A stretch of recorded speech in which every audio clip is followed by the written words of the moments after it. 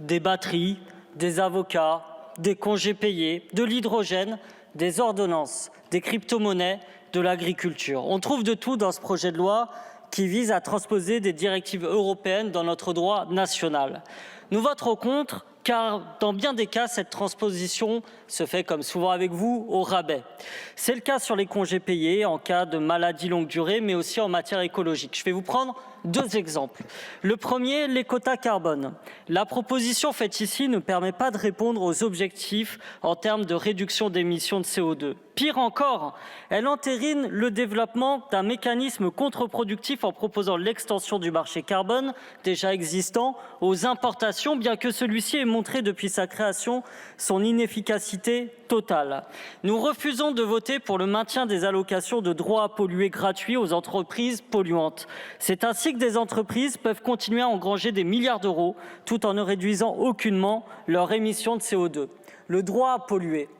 Le droit à polluer. Ou comment jouer au poker avec notre planète. Voici une idée où l'être dégénère en avoir et l'avoir dégénère en paraître. C'est aussi un moment, le moment où l'économie politique ne produit plus que de l'argent et le besoin d'argent. C'est une psychologie, celle de la frustration, l'horizon fuyant de la satisfaction sans cesse ajournée et de l'avidité toujours renouvelée. Un système qui orchestre le massacre du vivant tout en diluant les culpabilités de ceux qui en sont responsables. Chacun justifiant son action en se disant que s'il décidait de ne pas le faire, d'autres, après tout, le feraient à sa place. C'est ce même système qui a produit les effondrements boursiers. C'est celui-ci qui fera brûler nos forêts, qui asséchera nos océans, qui fera fondre nos glaciers. La fraude des droits à polluer, c'est des milliards d'euros d'argent de l'intérêt général et de la solidarité qui a été volé. Ce vol a été perpétré dans les poches du peuple. Ces derniers mots ne sont pas les miens, mais ceux du magistrat Simon Wenachter, joué par Vincent Lindon dans la série qui revient sur les arnaques du quota carbone, d'argent et de sang. Elle porte bien son nom. Vous auriez dû la voir pour éviter de remettre une pièce dans la machine infernale à liquider les biens communs et le vivant. Le vivant, parlons-en. On le piétine à nouveau en adoptant le règlement REACH, moins disant que le Code de l'environnement sur les microplastiques. On estime que 42 000 tonnes de microplastiques ajoutés intentionnellement aux produits sont rejetés dans l'Union européenne chaque année. Une fois dans l'environnement, ils ne subissent pas de biodégradation et ne peuvent pas être éliminés. Ils s'accumulent chez les coquillages, les animaux, y compris les poissons.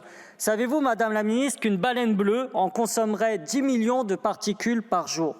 Ils sont donc également consommés ensuite sous forme de denrées alimentaires par l'homme.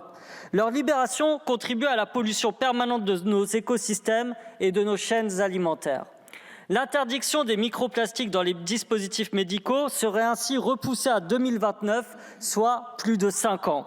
Pour les cosmétiques à rincer, la date de l'interdiction est repoussée de plus d'1 an.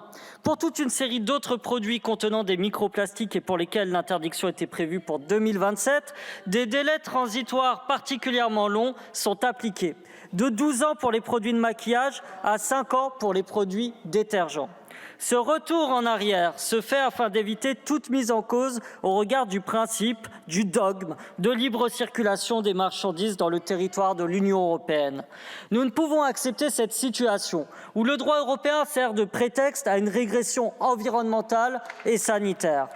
De même, le règlement REACH n'a pas donné lieu à une diminution de l'expérimentation animale. Au contraire, le nombre total d'animaux utilisés dans les essais REACH semble avoir doublé entre 2016 et 2020, en passant de 1 à 2 millions d'animaux. Ce n'est même pas ici des réglementations de l'écologie low cost, c'est de la nécrocologie qui passe à côté du vrai problème. L'action écologique est une question de justice sociale. Les 10% les plus riches au monde possèdent 76% du patrimoine et captent plus de la moitié de tous les revenus. Les mêmes 10% les plus riches du monde sont responsables de la moitié des émissions totales de gaz à effet de serre. Ces assistés polluent 4 fois plus que la moitié la plus pauvre de la planète. Il nous faut nous libérer non de ce que nous sommes en tant qu'espèce humaine, mais de ce que notre espèce a créé parmi ses pires horreurs. Une organisation politique du monde qui s'appelle le capitalisme. Il faut en finir pour enfin entrer pleinement dans l'avenir et la planification écologique. Je vous remercie.